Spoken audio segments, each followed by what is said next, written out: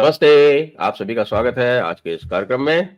और आज हमारे साथ एक अत्यंत महत्वपूर्ण मेहमान हैं, air marshal Anil Chopra ji. Air marshal Anil Chopra ji काफ़ी समय पहले जयपुर डायलॉग्स पे एक बार आए थे और आप 2012 में एयर हेडक्वार्टर से रिटायर हुए थे और आपने पीवीएसएम, एवीएसएम इत्यादि जितने भी बड़े-बड़े पदक हैं, सबके आप विजेता हैं। और बाद में आर्म्ड फोर्सेस ट्राइब्यूनल के भी सदस्य रहे हैं। और आज हम बात करेंगे एयर मार्शल चोपड़ा से विशेष रूप से कि पिछले 6 वर्षों में पिछला जो हमारा एक स्टैंड ऑफ हुआ था पाकिस्तान के साथ, जिसमें बालाकोट में जाके भारतीय वायुसेना ने प्रहार किया था। उसके बाद से जो 6 वर्ष बीते हैं उसमें एयर फोर्स की और एयर डिफेंस की मारक क्षमता में क्या अंतर आया है? तो आपका स्वागत है एयर मार्शल चोपड़ा साहब। Sanjay ji, thank you. हमेशा it is a pleasure to join with Jaipur Dialogues. आप लोग ऐसे सारे देशवासियों को एजुकेट करते हैं और इतना इंफॉर्मेशन, टाइमली इंफॉर्मेशन देते हैं सबको। It's really commendable. हमें बहुत खुशी है। मैं एक्चुअली 4th टाइम आ रहा हूँ आपके साथ। आगे 3 बार कर चुका हूँ आपके शोज पे, but every time it's a fresh, बहुत खुशी होती है। यस। तो सर ये प्रश्न देखिए, जब हम गए थे 2019 में और जिस तरह से उस समय स्थिति थी एयर फोर्स की और आज की स्थिति में आप क्या अंतर पाते हैं? चाहे हमारे प्लेटफॉर्म्स हों या मिसाइल्स हों, उनकी जो मिसाइल्स की रेंजेस हों और एयर डिफेंस इत्यादि हो, तो यदि हम इसको अगर स्केल करें, मान लीजिए अगर 1 to 10 की स्केल पे 2019 में 5.0 था, तो आज कहाँ प्लेस करेंगे आप भारतीय एयरफोर्स, भारतीय वायुसेना को? सबसे पहले मैं संजय ये बताना चाहूंगा कि हमने क्या किया था 2019 में। जी, जी। 2019 में हमने एक स्ट्राइक किया, मिडल ऑफ द नाइट, 2:30 बजे के करीब टेक ऑफ किया, 3:15 बजे स्ट्राइक। ऐसा टाइम जबकि एयर डिफेंसेस और जो उनको मैन कर रहे हैं वो लोग, वो सब weakest point, biologically weakest point of the day होता है। नींद आई होती है लोगों को, जैसे सिक्योरिटी गार्ड्स सोसाइटियों में सो रहे होते हैं, तो उस तरह की पोजीशन थी। बड़ा अच्छी तरह टाइम चूज किया था। Previous day he prime minister of India ने नेशनल वॉर मेमोरियल को इनॉग्रेट किया था, जहाँ पे सारी सिक्योरिटी एस्टेब्लिशमेंट तैनात थी। बारिश हो रही थी उस दिन। तो इस हालात में, मगर इसकी तैयारी 8-10 दिन पहले से चल रही थी। बहुत लोग इंगेज थे। फाइटर एरोप्लेन्स 12 मिराज 2000 में टेक ऑफ करना था, ग्वालियर से टेक ऑफ करना था, रातों रात टेक ऑफ करना था। उससे पहले उनकी वेपन्स की तैयारी होनी थी। फिर एयर टू एयर रिफ्यूलर्स, एवैक्स जहाजों ने उड़ना था डिफरेंट बेसिस से, और तरह के जहाज, Su-30, MiG-21, मिराज, तरह तरह के जहाज डिफरेंट एरियाज में। कोई डिकॉयज का जिन्होंने काम करना था, कुछ जहाजों ने इंक्लूडिंग एयर डिफेंस वगैरह के लिए भी यूज करना था। तो इस हालात में 2019 में हमने ये जो स्ट्राइक की, हमने स्पाइस 2000 वेपन यूज किया। एक लाइट बॉम्ब है, चाहे ये it is made Israeli bomb है, और इस बॉम्ब की खासियत है कि तकरीबन 50 किलोमीटर की इसकी रेंज है। तो हमने इंडियन मिराज 2000 क्रॉस किए बॉर्डर। उसके बाद ये जो टारगेट चुना था वो it was beyond the IB, it was not beyond the LOC, मतलब एक्चुअल जी, पाकिस्तान। जी, वो जी। टारगेट था बालाकोट के पास जावा टॉप एक जगह है, जहाँ पे इनका एक बहुत बड़ा टेररिस्ट ट्रेनिंग कैंप था, जहाँ पे 300 टेररिस्ट की ट्रेनिंग हो रही थी। और फिर हमने 5 स्पाइस बॉम्ब्स उसके ऊपर गिराए, और जो उसकी जो तबाही हुई, कितने लोग मरे, वो सब के बारे में हिस्ट्री है, आप सब जानते हैं। और सैटेलाइट इमेजेस दिखाई गई। 45 डेज पाकिस्तानियों ने वहां पे किसी को लेके नहीं गए, किसी मीडिया को नहीं लेके गए। क्विकली उन्होंने अपने रिपेयर वगैरह कर दी। मीनवाइल कहीं खड्डे वगैरह थे तो उन्होंने दिखा के ये इंप्रेशन दिया कि आपके जहाज ठीक जगह नहीं पहुंच गए। मगर समय बदल गया है। जी, देखिए जी, आज के दिन में एयरफोर्स की क्या पोजीशन है। जी। 31 फाइटर स्क्वाड्रन है। फाइटर स्क्वाड्रन अभी भी कम है, 42 हमको चाहिए, मगर आहिस्ता-आहिस्ता ये बढ़ेंगी, मगर हम चाहते हैं कि और भी तेजी से बढ़े। मगर पाकिस्तान के पास कितनी फाइटर स्क्वाड्रन है? वो 18 फाइटर स्क्वाड्रन है। जी। टाइप ऑफ जहाज क्या है? देखिए 2019 में हमारे पास रफाल वगैरह नहीं थे। 29 और मिराज 2000 अभी अपग्रेड होना शुरू हुए थे। तो उस समय के बाद आज के दिन में हमारे पास सू-30 की पूरी स्ट्रेंथ हो चुकी है। तकरीबन 260 सुनने में आ रहा है सू-30 हैं। पूरे 36 रफाल आ चुके हैं। मिराज 2000 अपग्रेड हो गए हैं, मिग 29 अपग्रेड हो गए। तो फाइटर स्ट्रेंथ में हम काफी आगे इम्प्रूव हुए हैं, मगर ये नहीं कि उनकी तरफ से पाकिस्तान ने भी नए जहाज ऐड किए हैं। JF-17 है, वो LCA क्लास का एयरक्राफ्ट है, और एक उन्होंने J-10 CE जो एक्सपोर्ट वेरिएंट है चाइनीज J-10 एयरक्राफ्ट का, वो उन्होंने इंडक्ट किया है। 25 एयरक्राफ्ट इंडक्ट किए। जब हम एयरक्राफ्ट टू एयरक्राफ्ट कंपैरिजन करते हैं तो रफाल जैसे क्लास का एयरक्राफ्ट सारे सब कॉन्टिनेंट में नहीं है। जी। और रफाल की खासियत क्या है? उसका रेडार जो है वो ऐसा radar, best radar, even China में भी इतना अच्छा ऐसा रेडार नहीं। उसका जो एरो इंजन हैं, मोस्ट रिलायबल इंजन। उसका इलेक्ट्रॉनिक वॉरफेयर सूट है जो सबसे पावरफुल है। उसके पास मीटियोर मिसाइल है। मीटियोर मिसाइल की रेंज 180 किलोमीटर के करीब है। और उसके पास स्कैल्प ईजी क्रूज मिसाइल है जो 450 से लेके 600 किलोमीटर तक की उसकी रेंज है। और उसकी CEP है 3 मीटर्स की, तो बहुत एक्यूरेट है। और उसके अलावा हमारे पास जो हमने आगे वेपन नहीं यूज किए, मिराज 2000 में, स्पाइस 2000 के नंबर्स बहुत ज्यादा बढ़ गए हैं। क्रिस्टल मेज है, मिसाइल है। हमारे पास कई रशियन क्रूज मिसाइल्स हैं जो एयर लॉन्च क्रूज मिसाइल्स हैं जो अभी तक हमने यूज नहीं की। तो एयर टू एयर मिसाइल्स में हम कंपैरेटिवली बहुत आगे हैं। अब अक्सर मीडिया में देखा जाता है कि लोग ये अस्त्र एयर मिसाइल है, ये क्या है? ये भी बताता हूँ। जो आस्त्रा है ये एयर टू एयर मिसाइल है। आस्त्रा 1 इंडक्ट हो चुकी है, आस्त्रा 2 और 3 आने वाली है। आस्त्रा 1 है 70 to 100 किलोमीटर रेंज पे, तो आस्त्रा 2 होगी वो 175 किलोमीटर की रेंज है। वो एडवांस स्टेज ऑफ डेवलपमेंट पे है। जो आस्त्रा 3 है, ये आस्त्रा इंडियन है, DRDO ने बनाई है। जो आस्त्रा 3 है वो उसकी 370 के करीब रेंज होगी, और वो भी एडवांस स्टेज ऑफ डेवलपमेंट पे है। तो ये आस्त्रा मिसाइल भी हमारे पास हैं। तो मैं अभी एयर टू एयर मिसाइल की हम बात कर रहे हैं, तो पाकिस्तान की तरफ देखिए, उनके पास PL-10 है, वो शॉर्ट रेंज मिसाइल है। मैजिक मिसाइल मतलब क्लोज कॉम्बैट मिसाइल है, लेस देन 20 किलोमीटर रेंज के लिए। और उसकी जो PL-12 है वो है तकरीबन 70 से 100 किलोमीटर में, आस्त्रा 1 के नजदीक है। चाइनीज मिसाइल है।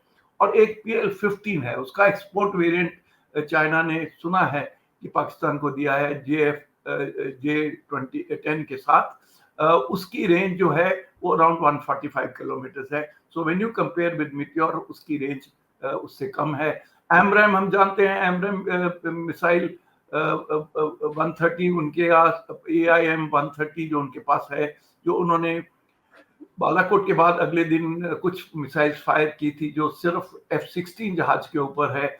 हालांकि अमेरिकन ने उनको ऑथराइज नहीं किया उसको फायर करने के लिए, मगर उन्होंने फिर भी कुछ फायर करने की कोशिश की थी, मगर कोई भी किसी को हिट नहीं की। वो और उसकी जो रेंज है वो भी मीटियोर से बहुत कम है, वो भी 100-110 किलोमीटर की रेंज है। तो मैंने आपको एयर टू एयर मिसाइल्स और एयरक्राफ्ट की रिलेटिव पोजीशन बता दी है कि उनके पास सिर्फ 25 J-10 है, और जो JF-17 है, जैसे मैंने कहा, लार्जर नंबर्स हैं, बट दे आर नो उतने नंबर्स के हमारे पास मिराज 2000 MiG-29 है, which are much higher quality and performance and capability के जहाज हैं। तो इसलिए as far as air forces are concern, between then and now, purely on aircraft and missiles we are in much better position. अच्छा, ब्रह्मोस का क्या है सब? हाँ, मैं ग्राउंड बेस्ड मिसाइल जो एयर टू एयर मिसाइल है, जो स्ट्राइक वाली है, मैं उसके बारे में अभी बताता हूँ। जी देखिए, जो ब्रह्मोस है वो सिर्फ अभी Su-30 MKI के ऊपर है, फुली इंटीग्रेटेड है। इसकी लॉन्ग रेंज है बिटवीन 300 to 450 किलोमीटर की आज के दिन में रेंज है। एक नई वर्जन निकल रही है जिसकी 800 किलोमीटर रेंज होगी। तो ये जो ब्रह्मोस मिसाइल है ये Su-30 पे आ चुकी है। हौले हौले वो बाकी एयरक्राफ्ट पे इंटीग्रेट होगी, क्योंकि बड़ी भारी मिसाइल है इसलिए अभी सिर्फ Su-30 कैरी कर सकता है। उसकी एक NG वर्जन निकलेगी जो स्लाइटली स्मॉलर होगी और वो बाकी जहाजों पे भी कैरी कर पाएगा, और Su-30 भी ज्यादा ब्रह्मोस कैरी कर पाएगा। तो ये तो एयर टू एयर वेपन्स है जी। अब आपने दूसरा सवाल पूछा कि हमारी एयर डिफेंस में क्षमता क्या है। देखो, जी, जी। सबसे बड़ी चीज जो हुई है कि पहले तो हमने, हमारे पास आकाश ग्राउंड टू एयर सिस्टम्स हैं जो इंडिया के बनाए हैं। हमने खूब लार्ज क्वांटिटीज में स्क्वाड्रन्स उसकी एयरफोर्स के पास है, आर्मी ने भी के पास भी वो एयर डिफेंस स्क्वाड्रन्स आ गई है। सबसे बड़ी बात है कि S-400 हमारे पास आ गया है जिसका रेंज 400 किलोमीटर है। अभी 3 यूनिट्स आई हैं, 2 यूनिट इस साल में या अगले साल के बिगनिंग तक सारी कंप्लीट 5 यूनिट्स हमारे पास आ जाएंगी। नाउ S-400 का सबसे बड़ा एडवांटेज क्या है कि अगर हम इसको बॉर्डर के पास रखेंगे तो पाकिस्तान के खास करके AEWC फ्लाइट रिफ्यूलिंग एयरक्राफ्ट वो तो बहुत दूर रहेंगे।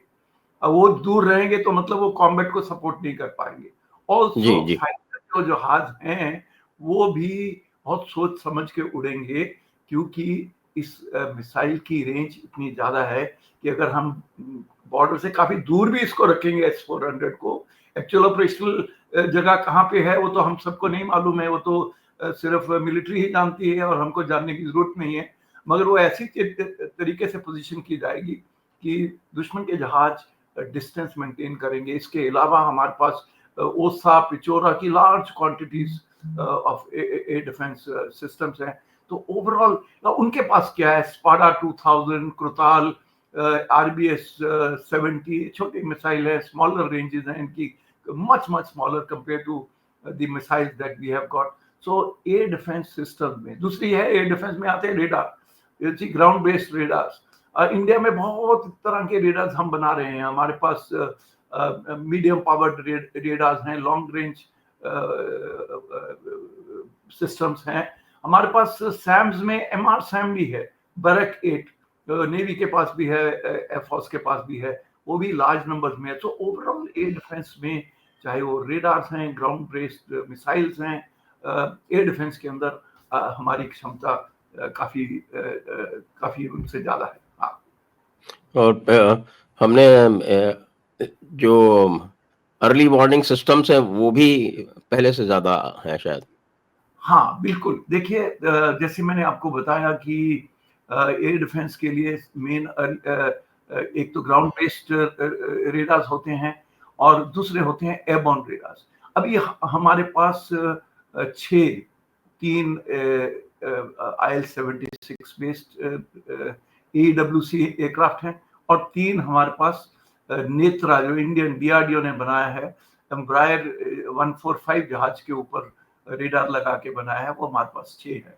हमारे जितना बड़ा देश है हमारे को बहुत ज्यादा चाहिए, हमको कम से कम 10-12 AEWC चाहिए। उसके लिए वर्क इन प्रोग्रेस है, गवर्नमेंट ने अप्रूवल दिया हुआ है और वो काम चल रहा है और उम्मीद है वो जल्दी आ जाएंगी। मगर इस इलाके में मैं ये भी बता दूं कि पाकिस्तान के जो AEWC हैं वो रिलेटिवली स्मॉलर है। उनके पास भी नंबर्स में ज्यादा हैं। उनके पास 4 AEWC हैं, वो है चाइनीज ओरिजिन के। जो चाइनीज जहाज है वो IL-76 के इक्विवेलेंट नहीं है, वो रिलेटिवली छोटा जहाज है और उसका रेडार भी रिलेटिवली छोटा है, इतना पावरफुल नहीं है जितना हमारे AEWC का। हमारा AEWC 400 किलोमीटर देख सकता है, तो उनके पास वो AEWC उस क्लास के नहीं है। बट प्योरली बाय नंबर्स उनके पास ज्यादा है, बिकॉज उनके पास 8 स्वीडिश AEWC हैं और 4 ये चाइनीज, उसमें से एक क्रैश हो गया। तो मतलब आज के दिन में उनके पास और 1-2 ग्राउंड पे अटैक हुआ था इनके एयर बेस के ऊपर, मुजाहिदीन अटैक, और उसमें भी कुछ जहाज तबाह हो गए थे। तो कह सकते हो 6 या 7 उनके पास भी AEWC है, मगर उनकी परफॉर्मेंस कंपेयर टू हमारे AEWC से काफी कम है। यस जी, ये भी कहा जाता है कि जब उनके जो पिछली बार जिस तरह से हमने उनके एयर डिफेंस को ब्रीच कर दिया था, तो उससे भी ये दिखा था कि जो एयर डिफेंस कैपेसिटी है वो हमारे बराबर नहीं है, जो 2019 में जो हुआ था। हाँ, सी देखिए Sanjay ji, the thing is कि आज के दिन में पिछली बार उन्होंने एंटिसिपेट नहीं किया था कि इस तरह का अटैक होगा। और हमने भी 10-12 दिन अपनी आराम से, जैसे मोदी जी अब भी कहते हैं और तब भी कहते थे, हम चुनेंगे कहाँ और कब हम जाके अटैक करेंगे, बीच में जाके घुस के अटैक करेंगे। वो जो भी स्टेटमेंट थी उसी तहत हमने चले। 10-12 दिन की वेट हुई। जो अटैक हुआ तकरीबन 12 दिन के बाद हुआ था पिछली बार। तो इस बार भी कब होगा ये कोई नहीं मालूम, किस तरह का अटैक होगा। हमको पब्लिक डोमेन में ये चीजें नहीं होती हैं, ये सब सिक्योरिटी की चीजें हैं, ये तो गवर्नमेंट डिसाइड करेगी। आपने कल मीटिंग देखा जो चेयर की गई, सिक्योरिटी एस्टेब्लिशमेंट की मीटिंग, प्राइम मिनिस्टर में सीडीएस और तीनों चीफ बैठे हुए थे, बाकी मिनिस्टर तो थे ही। और उसमें उसके बाद मोदी जी ने कह दिया कि मैंने खुली छूट दे दी है, freedom of action, they will choose the type of action and the timing of action and where the action will take place। ये मोदी जी ने कल अनाउंस कर दिया। उन्होंने ट्वीट भी हो गया और गवर्नमेंट ने भी ये स्टेटमेंट दे दी है। अब क्या प्लानिंग हो रही है, क्या हो रहा है, ये तो दूसरी बात है और वो सिक्योरिटी एस्टेब्लिशमेंट ही जानती है। मगर जैसे आपने कहा, इस बार वो थोड़ा ज्यादा पैनिक में है। आप जानते हैं कि उनके आर्मी चीफ ने अपनी फैमिली को तो लंदन भेज दिया है, खुद बंकर जी में हाँ। बैठे हैं और प्राइम मिनिस्टर भी बेचारे अस्पताल में हैं। थोड़ा मेरा ख्याल घबराहट सबको हुई है। और क्योंकि मुनीर साहब जो आर्मी चीफ हैं, उनका ये लास्ट मंथ है। उसके बाद वो डेस्परेट हैं एक्सटेंशन चाहने के लिए, और उस एक्सटेंशन को लेने के लिए ही सुना है कि ये सब ड्रामा किया जा रहा है। पॉलिटिकल एस्टेब्लिशमेंट पे प्रेशर डाला जा रहा है पाकिस्तान के अंदर। पाकिस्तान के हालात हम सब जानते हैं। आज जी हाँ, जी हाँ, जी। 670 बिलियन डॉलर्स की हमारे पास फॉरेन एक्सचेंज रिजर्व है, उनके 8 से 10 बिलियन डॉलर पे हैं। आईएमएफ टू आईएमएफ वो भीख मांगते जा रहे हैं लोगों से। और अब तो चाइना और सऊदी अरेबिया, जो उनके आगे दोस्त थे, जो इनको हमेशा बेल आउट करते थे, उन्होंने भी कह दिया बस करो, अब हम भी और आपको बेल आउट नहीं कर सकते। बिकॉज कितना पैसा कोई किसी को फ्री में देता जाएगा। और एक पाकिस्तान एक ब्लैक होल है जिसके अंदर जितना मर्जी पैसा डालो वो सब करता जाएगा। क्योंकि जितनी देर आपकी इकोनॉमिक प्रोडक्शन नहीं है, आपके जनरल्स और पॉलिटिशियन सारा अपना पैसा इकट्ठा कर करके विदेश में भेजे जा रहे हैं लूट के देश को, और अपने कोठियां बना रहे हैं, चाहे वो अपना वेस्ट एशिया में या लंदन में या अमेरिका में उनके बच्चे पढ़ रहे हैं। तो जो देश में सारे लोग ये काम कर रहे हैं, जो कंट्रोल कर रहे हैं इस्टेब्लिशमेंट को, तो देश के हालात बहुत बुरे हैं। हम जैसे एनालिस्ट हैं, हम टेलीविजन पे जब हमको बुलाया जाता तो हम तो क्या कहते हैं कि एग्जाम्पल आप एलओसी के ऊपर देखिए, शिमला एग्रीमेंट उन्होंने रद्द कर दिया है, सस्पेंड सर कर उसमें दिया जो है ना वो रद्द अभी, क्योंकि मैंने वो प्रेस सस्पेंड। कॉन्फ्रेंस देखी थी। हाँ जी। उस प्रेस कॉन्फ्रेंस में उन्होंने ये कहा था कि वी आर कंसिडरिंग टू अच्छा सस्पेंड इट। अब अच्छा, उसके चलो। बाद कोई, जैसे हमने कहा हाँ कि विल कीपिंग इट अबेयंस, तो एक ऑफिशियल हाँ लेटर गया यहाँ से। हाँ, सेक्रेटरी वाटर रिसोर्सेज ने एक ऑफिशियल लेटर वहां के जो सेक्रेटरी थे उनके काउंटर करेक्ट। पार्ट, उनको लिखा कि हम इसको अबेयंस में रख रहे हैं। उनकी तरफ से हाँ कुछ नहीं आया। हाँ, मगर अगर वो उसको अवेयर्स में डालेंगे तो उनके लिए बुरा ही है। Because only advantage they are looking at is कि अभी शिमला एग्रीमेंट में ये लिखा हुआ है कि कोई भी आपस जो इश्यूज होंगी आप आपस में सुलह करोगे, बातचीत करोगे। मगर अगर शिमला एग्रीमेंट को अवेयर्स में डालते हैं तो वो रेकअप कर सकते हैं कि हम यूनाइटेड नेशन, पर वो यूनाइटेड नेशन में एज इट इज रेकअप कर रहे थे, तो उसका कोई उनको फायदा नहीं है। पर हमको ये फायदा हो जाएगा अगर Shimla agreement null and void हो जाती है, तो एलओसी की सैंक्टिटी भी क्वेश्चन में आ जाएगी, और फिर जिसके पास भी ज्यादा पावर होगी वो उसको एलओसी को क्रॉस करके दूसरा साइड का लैंड अपनी तरफ ले सकता है। तो शिमला एग्रीमेंट के बारे में ऑफिशियल आया है कि नहीं आया वो शायद आप ज्यादा जानते हैं। मगर ये उनकी आज के दिन में पोजीशन है। अगर इंडिया डिसाइड करे कि एलओसी पे हम artillery barrage, small arm fire जो कुछ हद तक चल रही है, क्योंकि उन्होंने इनिशिएट की हुई है स्मॉल आर्म फायर कई जगह, और इंडिया उसको डिस्प्रोपोर्शनेट रिस्पांस देगा और दे रहा है। तो अगर ये चलती रही तो 6-7 दिन में उनका एमुनिशन खत्म हो जाएगा। उनके पास इतना पैसा नहीं है कि वो बाहर से लेके आए। इवन जो टर्की से C-130 जहाज कुछ दिन पहले आया था, वो कुछ सामान समूह नहीं लेके आए और ट्रांजिट करके उन्होंने ऑफिशियली स्टेटमेंट दे दी है। तो फिर भी कुछ देश उनको मदद कर सकते हैं, मगर उनकी इकोनॉमिक स्ट्रेंथ इतनी नहीं है कि they will be able to sustain a long war. The inventories जो हमारे पास हैं, चाहे वो ब्रह्मोस है, A2 एयर मिसाइल्स हैं, A2 ग्राउंड वेपन्स हैं, या इवन आर्मी के सरफेस टू सरफेस वेपन्स हैं, वो inventories are much larger, our capacity to acquire is much faster, we have got money, we can buy any amount from the world if we so want। हमारी खुद की production जो है उसको भी हम सर्च प्रोडक्शन डाल सकते हैं, जैसे रशिया ने यूक्रेन में किया। तो हमारे पास बहुत तरह की सॉल्यूशंस हैं compare to that. Yes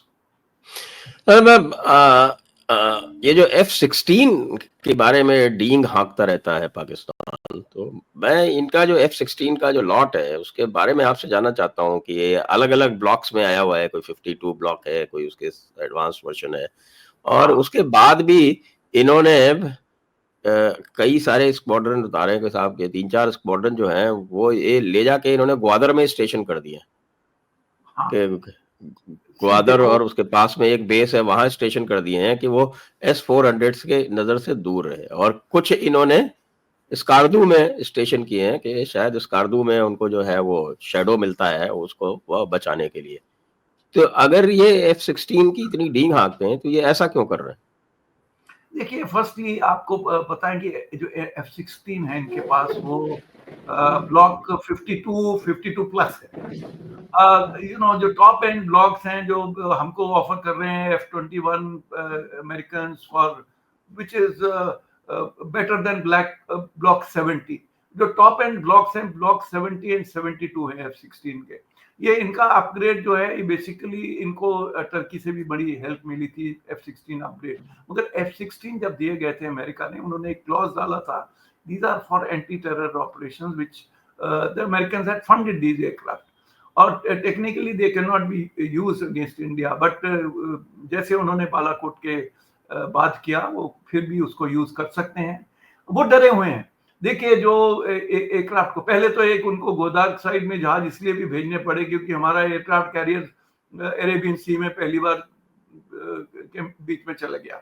also Indian navy ने एक फायरिंग एक्सरसाइज कर ली अरेबियन सी के अंदर, और उसके लिए उन्होंने जो normal government to government warnings देनी होती हैं कि इस इलाके में शिपिंग ना आए, और उन्होंने वो दी। तो इसलिए थोड़ा सा पैनिक सेट है। ये नहीं कह सकते कि F-16, उन्होंने एक F-16 आपको मालूम है ना कि कल क्रैश कर गया परसों। हाँ, क्रैश कर गया। एक F-17 भी क्रैश कर गया। हाँ, F-17 भी है। 3 दिन में 2 जहाज उनके क्रैश हो गए। खैर, वो जो F-16 वहां पे स्कार्डू में लेके गए हैं, ऑल्सो उनको ये भी है कि अगर कोई एक्शन, उनको भी ये लग रहा है कि ज्यादा एक्शन LOC में ही होगा, बिकॉज जो इंटरनेशनल बॉर्डर है ना, वो तो रेटिफाइड चीजें होती हैं, वो तो बाद में हमको एक दूसरे को वापस देना पड़ता है। मगर LOC में अगर शिमला एग्रीमेंट बिल्कुल ही रद्द हो जाती है तो LOC में जो ग्राउंड गेन होता है ना, वो ग्राउंड हम रिटेन कर सकते हैं। सो इसलिए F-16 उन्होंने स्कार्डू में और भी कुछ जहाज वहां पे शिफ्ट किए हैं। स्कार्डू आपको पता है कि वो गिलगिट बाल्टिस्तान के अंदर स्कार्डू बेस है, और अगर हम 1975 में 1 में रुके ना होते तो, या इवन 1948 में, तो हम स्कार्डू बहुत नजदीक था, हम पहुंच सकते थे वहां पे। जी हाँ, जी हाँ, जी हाँ। तो हिस्ट्री है और उसके बारे में हम कुछ नहीं कर सकते। तो इसलिए F-16 को ये यूज करेंगे, J-10 को भी करेंगे, और J-10 primarily air to air weapons के साथ यूज करेंगे बिकॉज रिलेटिवली न्यूअर एयरक्राफ्ट है। और J-17 लार्ज नंबर में है, 130 जहाज है उनके पास, उनमें से कुछ ब्लॉक 3 में है। जो ब्लॉक 3 है उसमें शायद PL-15E जो है वो भी लग सकती है। उसका फुल कंफर्मेशन नहीं है, मगर ब्लॉक 3 में डिजाइन वाइज PL-15 लग सकती है। पर क्या इतने नंबर्स की मिसाइलें उनके पास हैं, एक क्वेश्चन मार्क है। एक और भी बातचीत बार-बार आती है, और जैसा न्यूज़पेपर्स वगैरह में रिपोर्ट हुआ था कि जो F-16 हमारे मिग-21 ने, अभिनंदन वर्तमान ने गिरा दिया था, तो उसका जो है वो बड़ा बुरा माना अमेरिका ने कि तुम लोगों ने कैसे उड़ाया हमारा जहाज जो है वो F-16, एक मिग-21 से पुराने 50 साल पुराने जहाज से तुम लोगों ने उड़वा दिया। कि ये बात सही है क्या? देखो ये जो ना ये जो काफी चीजें हर कंट्री अपने नैरेटिव्स के मुताबिक भी चलती है। देखिए अभिनंदन किसी जहाज के ऊपर लॉक्ड इन था, वो जहाज F-16 ही निकला, वो उसकी गर्मी में मिसाइल लॉक हुई थी और वो बॉर्डर भी क्रॉस कर गया, LOC क्रॉस कर गया, थोड़े ही किलोमीटर क्रॉस किया था और उसका जहाज गिरा दिया। कोई भी अमेरिकन एस्टेब्लिशमेंट नहीं चाहेगी। अगर आप वर्ल्ड में स्टैटिस्टिक्स देखो तो डिफरेंट वेबसाइट पे जाके देखो तो वो कहेंगे कि जो F-16 है वो हार्डली यानी F-16 इतनी जो टोटल नंबर ऑफ क्रैशेस हैं या उनके F-16 शूट डाउन हुए हैं वो number are very low. Vietnam में किसने किसको गिराया, कितने F-4 गिरे, कितने MiG-21 गिरे, उसकी फिगर दोनों साइड की बहुत बहुत डिफरेंट है। तो ये जो बात है अनडाउटेडली बहुत सबूत हैं कि उनका जहाज गिरा, हमारा जहाज गिरा, उसमें कोई शक नहीं है, बिकॉज जहाज उनके इलाके में गिरा और अभिनंदन वहां पैराशूट से उतरा और अभिनंदन को उन्होंने कैप्चर कर लिया, तो उसके बारे में कोई शक नहीं है कि हमारा तो जहाज गया। और सवाल ये रहा क्योंकि F-16 उनके इलाके में गिरा, F-16 रेडार से मिसिंग हो गया, F-16 के और कई सबूत पब्लिक डोमेन में लोगों ने दे दिए, उनकी रेडार रेडियो ट्रांसमिशंस को लोगों ने कैप्चर कर लिया। तो कई तरह के सबूत हैं। नाउ अगर अभिनंदन का एयरक्राफ्ट हमारे पास होता तो हम रेडार से पता कर लेते, उसके डिफरेंट जो ब्लैक बॉक्स है उसमें से पता लग जाता कि इसने शूट डाउन किया, मिसाइल कैसे गई, क्या मिसाइल उस टाइम लॉकडाउन थी नहीं थी, एसेट्रा एसेट्रा। मगर जहाज हमारे पास नहीं है, तो इसलिए ये जो है, ये जो नैरेटिव है, जैसे इमीडिएटली आफ्टर स्विफ्ट रिजॉर्ट जो अगले दिन हुआ जिसमें ये को उन्होंने कैप्चर किया, तो पाकिस्तान की जो ISI है ना, उनका जो PR डिपार्टमेंट है वो बड़ा पावरफुल है।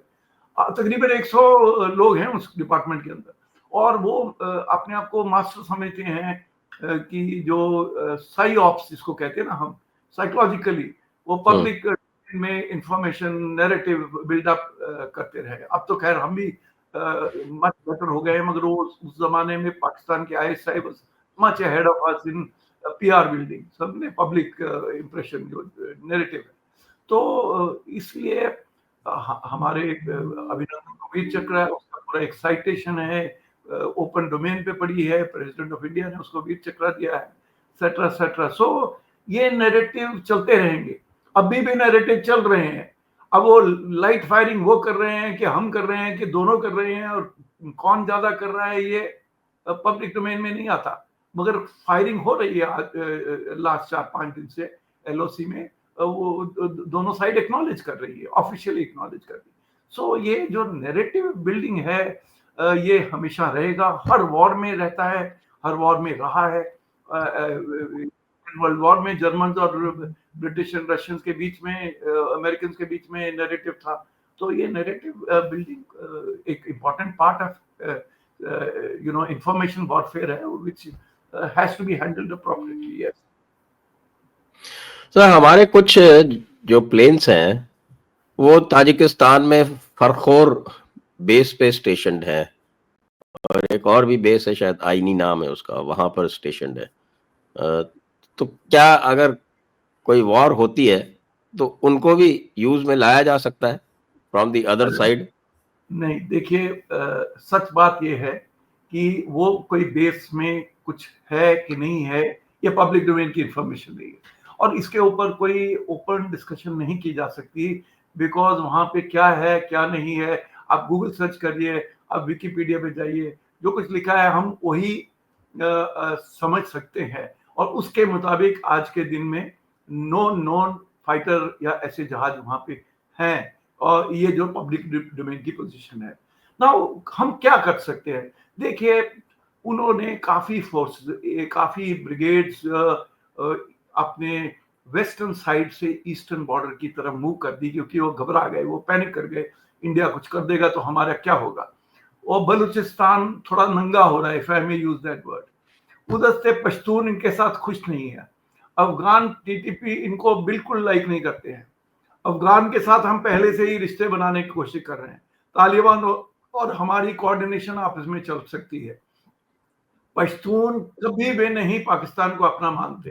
तो पश्तून, बलूच, उधर अफगानिस्तान, तालिबान, इधर सिंध और पंजाब में देखो, आपने इंडस वाटर को जरा स्लो किया या ज्यादा फ्लड किया, सिंध और पंजाब में लड़ाई शुरू हो जाएगी। बिकॉज पंजाब में ये स्पेशल ग्रीन बेल्ट बनाने की कोशिश कर रहे हैं, जो पंजाबी मुसलमान जिनको कहा जाता है, और सिंध वाले इस बात से बहुत नाराज हैं कि पानी अगर ये यहाँ यूज कर लेंगे अपने प्रोजेक्ट्स के लिए तो सिंध के पास पानी नहीं रहेगा। सो तमाम तरह की इश्यूज हैं।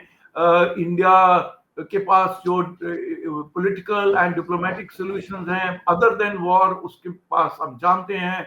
हम बलूचिस को मोर ओपनली, टीटीपी इनको, तालिबान को और पश्तून्स को और सिंधियों को मोर ओपनली सपोर्ट कर सकते हैं। वो पाकिस्तान जानता है। हम we are good neighbourly people, हम अच्छी तरह एक दूसरे के साथ जीना चाहते हैं। मगर if somebody is going to keep fomenting trouble for us, हम चुप करके नहीं बैठेंगे, और जरूर कुछ ना कुछ उसके लिए एक्शन होना चाहिए, other than the military action, which the government will decide at appropriate time, if and when and what scale, what level it will be. Of course, escalation will have to be managed. Escalation will be managed. ये Pakistan her last 4 दिन से statements कोई ना कोई मार रहा है कि हमारे पास भी न्यूक्लियर बॉम्ब है। तो ये इन्होंने कारगिल के टाइम भी मारी थी, ऐसी स्टेटमेंट बालाकोट के टाइम भी मारी थी, और स्टेटमेंट मारते रहते हैं। वो ये न्यूक्लियर ब्लफ, हमारे पास उनके साथ उनसे ज्यादा न्यूक्लियर कैपेबिलिटी है। तो ये न्यूक्लियर ब्लफ जो है ये पब्लिक कंजम्पशन के लिए है। जो बल्क ऑफ द स्टेटमेंट जो हम देख रहे हैं वो उनकी पब्लिक कंजम्पशन के है, ना कि इंडिया के लिए।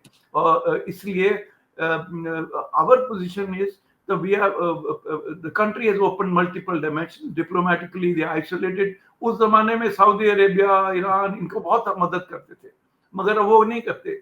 चाइना है जो उनका आयरन ब्रदर है, उन्होंने भी कंडेम किया है, उनको कंडेम किया है, बिकॉज ये लोग डबल गेम खेलते हैं। इन्होंने अमेरिकन के साथ डबल गेम किया, उनसे पैसा लेते रहे, और फिर भी Osama bin Laden Abbottabad military cantonment में 10 साल रह रहा था। तो you can imagine what these people are. एक सबको डबल क्रॉस करते हैं। इन्होंने अफगानिस्तान को डबल क्रॉस कर दिया। इन्होंने डबल क्रॉस कैसे किया? उनके बिहाफ में लड़ाई कर रहे थे, मगर उनको खोखला कर रहे थे, उनको खराब कर रहे थे। अब देखो, हम अफगानिस्तान में डेवलपमेंट बढ़ा रहे हैं। अगर हम उनके लिए डैम्स बना देंगे उनके 2 रिवर्स में, काबुल रिवर के ऊपर, तो उस तरफ से भी पानी रोक सकते हैं। वो अफगान कह रहे हैं कि हम भी पानी रोक देंगे इन लोगों का। तो मतलब कि कॉम्प्लिकेशन पाकिस्तान के लिए multi dimensional political and diplomatic action हो रहे हैं। इंडियन आर्म फोर्सेस को अपनी मोर पावरफुल हैं, उनकी तैयारी है, वो अपनी ऑप्शंस जरूर सोच रहे होंगे। जो भी अप्रोप्रिएट ऑप्शंस वो समझेंगे वो अपने अप्रोप्रिएट टाइम पे लेंगे। मगर मोदी जी रिपीटेडली कह रहे हैं कि the perpetrators will be punished and the punishment will be hard. तो उससे आप समझ सकते हैं कि क्या हो सकता है। अच्छा, मैं ये भी जानना चाहता हूँ कि ये जो कॉम्बैट होता है इसमें अटैक हेलीकॉप्टर्स का क्या रोल रहता है? आपको ध्यान है कि एक श्रीनगर में एक हेलीकॉप्टर था जिसको उसका IFF जो था, आपका इंफॉर्मेशन क्या आइडेंटिफिकेशन, फ्रेंड और फो, वो ऑन नहीं किया हुआ था। तो कुछ लोग कहते हैं कि साहब कि वो चूंकि कंपैटिबल नहीं है हमारे जो रशियन सिस्टम्स हैं उनके साथ में, इसलिए उसको ऑफ करना पड़ता है। नहीं नहीं नहीं नहीं, ऐसी बात बिल्कुल गलत है। पहले तो मैं बताऊं, वो जो श्रीनगर इंसिडेंट था, कुछ हेलीकॉप्टर उस टाइम उड़ रहे थे, एक्सपेक्टेड रेड भी था, रिस्पांस था। This was 1 day after Balakot and everybody was on high alert. हमारे ग्राउंड सिस्टम हाई अलर्ट पे थे। जो हेलीकॉप्टर के ऊपर IFF काम कर रहा था वो या ऑन था तो वो उनको कोई प्रॉब्लम नहीं हुई। एक जहाज था जिसके अंदर आईएफएफ या तो फुल्ली फंक्शनल नहीं था या उसका वो ऑन नहीं था, तो वो शूट डाउन हुआ। मे बी गर्मी में हो गया, बहुत हाइटेंड स्टेट में था, उसमें कोई गलती थी, उसमें कोर्ट ऑफ इंक्वायरी हुई, वो पब्लिक डोमेन में आ चुकी है बात, और तब जो भी जिसने गलती की उसकी सजा उसको दी गई। मगर ऐसे फॉग ऑफ वॉर में इंसिडेंट्स वियतनाम में, सेकेंड वर्ल्ड वॉर में, कोरिया में, ईरान इराक वॉर में और अमेरिकन के साथ अफगानिस्तान और इराक में बहुत हुए। और फॉग ऑफ वॉर जो होता है ना, उसमें ये हो सकता है। सो दूसरी बात मैं बताऊं, हमारे आईएफएफ सिस्टम में कोई प्रॉब्लम नहीं, हमारे आईएफएफ सिस्टम्स फुल्ली वर्किंग है। कुछ एडवांटेज पाकिस्तान को उस टाइम था, उनके पास इनक्रिप्टेड आरटी थी, हमारे पास इनक्रिप्टेड आरटी नहीं थी, अभी ही आई है, कुछ देर पहले डिफरेंट जहाजों में आ चुकी है। तो इसलिए उस आईएफएफ का आपका जो मेन सवाल था वो अटैक हेलीकॉप्टर का। अटैक हेलीकॉप्टर्स का क्या रोल होता है कॉम्बैट? अब हम अटैक हेलीकॉप्टर की बात करें, देखो हमारे पास एक तो अपाचे अटैक हेलीकॉप्टर्स हैं, अभी तक भी हमारे पास मी 25 अपाचे शायद डिलीवर नहीं हुए, हो गए क्या है जी? अपाचे? अपाचे तो 22 जहाज हमको कब से आए हुए हैं, हमारे पास अच्छा। तो फुल्ली ऑपरेशनल है, बड़ी देर से है और फुल्ली ऑपरेशनल है। अपाचे हमारे पास हैं, हमारे पास अभी भी थोड़े से मी 25 मी 35 पड़े हैं। हमारे पास एक रुद्रा हेलीकॉप्टर है जो फुली आर्म्ड है, काफी क्वांटिटीज में है, मेरे ख्याल 70 से लेके 100 के करीब रुद्रा आर्म्ड हेलीकॉप्टर हैं। फिर अभी लाइट कॉम्बैट हेलीकॉप्टर बना है, वो तो नंबर्स अभी कम है, 12-15 के करीब है शायद आर्मी और एयरफोर्स के पास, और उनके ऑर्डर हैं और बन रहे हैं। मगर ये जो अटैक हेलीकॉप्टर है इसके बड़े रोल्स है, हर जी। सर्विस का अपना अपना रोल है। जी। अटैक हेलीकॉप्टर्स हमारे जब ये गलवान में थोड़ा गर्मी हुई थी 2020 में, तो हमारे अटैक हेलीकॉप्टर वहां भी ऑपरेट कर सकते थे। तो अटैक हेलीकॉप्टर का है कि वो एंटी टैंक रोल करेगा, वो गन पोजीशन को अटैक करेगा, वो फ्रंट लाइन रेडार्स को अटैक करेगा, वो फ्रंट लाइन एमओ डंप के ऊपर अटैक कर सकता है, वो फ्रंट लाइन फ्यूल डंप के ऊपर अटैक कर सकता है। तरह तरह के रोल्स हैं। Attack helicopter ultra low height पे जाएगा, उसके पास मिसाइल्स हैं, उसके पास रॉकेट्स हैं, वो थोड़ा डीप जाके किसी ब्रिगेड हेडक्वार्टर को नॉक ऑफ कर सकता है। तो बहुत रोल्स हैं जो अटैक है।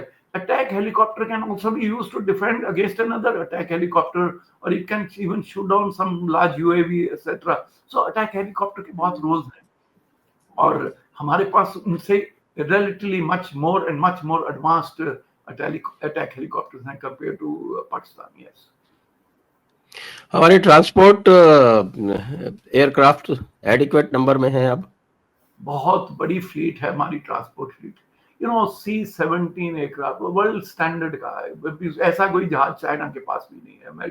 C-17 is one of the big, 77 tons carry करता है। IL-76 है, तकरीबन 16-17 जहाज हैं हमारे पास IL-76, वो भी 45 टन वो भी कैरी करता है। उसके बाद हमारे पास AN-32 है, तकरीबन 100, वो जो वर्क हॉर्स है, हमारा सामान इधर से उधर लेके जा रहा है। और ऑफ कोर्स डॉर्नियर है, वो तो छोटे जहाज हैं, मेनली फॉर कम्युनिकेशन, और छोटा मोटा सामान वो भी कैरी कर सकते हैं। अभी तक भी हमारे पास एवरो कोरियर ये एवरो एयरक्राफ्ट भी हैं, क्योंकि वो हॉली हॉली C-295 जो अभी इंडक्ट होने शुरू हुए हैं, उसके साथ रिप्लेस करेंगे। C-295 9.5 टन कैरेज कर सकता है। इट्स अ मच, सो हम ट्रांसपोर्ट एयरक्राफ्ट में कंपेयर टू देम, ये जो C-130J है, ये C-130J हमारे पास जो 12 जहाज हैं, they are for deep penetration.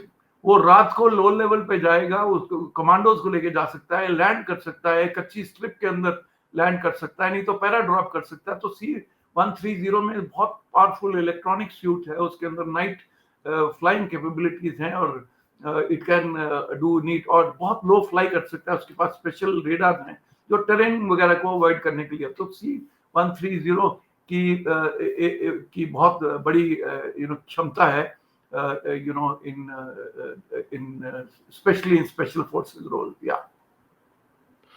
Sir last question आपसे कि ये जो थिएटर कमांड बनाई जा रही थी, बल्कि अनाउंस भी हो गई थिएटर कमांड के, तो इनका ऑपरेशनलाइजेशन का क्या स्टेटस है? देखिए, ये तो कोई नहीं जानता। हम लोग तो आप जैसे पब्लिक डोमेन में बैठे हैं, रिटायर्ड लोग हैं, तो उसके अंदर काम चल रहा है। कुछ इनिशियल ग्लिचेस थी, कैसे इंटीग्रेट करेंगे, जो भी न्यू स्ट्रक्चर बनेगा it should be more powerful, more effective than the existing structures.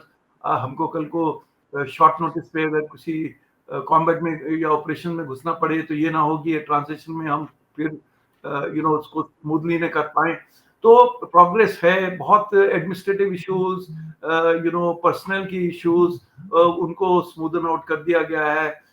Laws बना दिए गए हैं जो पार्लियामेंट ने पास कर दिए हैं, जिससे कि the powers of punishment, because army navy air force के officers and jawans will be working under each other in different positions.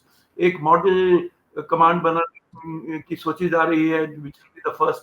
वो कब शुरू होगी हमें मालूम नहीं है अभी, मगर ऐसा कुछ प्लान है कि कोई थिएटर कमांड एक पहले मॉडल बनाई जाएगी, 1-2 साल रन किया जाएगा, फिर और बनेगी। मगर इससे ज्यादा हम सब नहीं जानते, क्योंकि this is a subject under active consultation between the government and the armed forces, and I am sure the best brains are working, और एक ना एक दिन वो अच्छा एक थिएटर कमांड सिस्टम बना देंगे। यस, एक तो ये लखनऊ में बना रहे हैं और एक जयपुर में बना रहे हैं। साउथ वाले का अभी कंफर्म हो गया कि हेडक्वार्टर क्या रहेगा? ये देखिए, ये you are right. Again public domain में जो हमने सुना है कि लखनऊ में एक होगी जो नदन बॉर्डर के लिए रहेगी, और एक जयपुर में होगी जो वेस्टर्न बॉर्डर के लिए होगी, और एक साउथ में होगी, क्या मुंबई में होती है कि विशाखापट्टनम में होती है, कोची में होती है, हमें मालूम नहीं है, because southern will be perhaps the maritime command. But exactly जितनी देर ये फॉर्मली अनाउंस नहीं होता, I think it will be a little premature to imagine what type of command structure each one of them will be there. Yes. Sir, तो आपको बहुत बहुत धन्यवाद sir. आपने बहुत सरल तरीके से ये जो एयरफोर्स की इश्यूज जो हैं इसको एक्सप्लेन कर दिए, क्योंकि मैं देख रहा हूँ कि पब्लिक में आर्मी के ऊपर तो काफ़ी एक्सपर्टीज जो है वो आती रहती है, लेकिन एयरफोर्स पे लोग जो है वो इतना बोलते भी नहीं और इतना विस्तार में भी बात नहीं होती। तो आपको मैं बहुत धन्यवाद देना चाहूँगा, दर्शकों को भी बहुत धन्यवाद देना चाहूँगा। जय हिंद, जय Bharat, Vande Mataram. Thank you. Jai Hind, and thank you, Sanjay. Thank you. Thank you. Thank you, sir.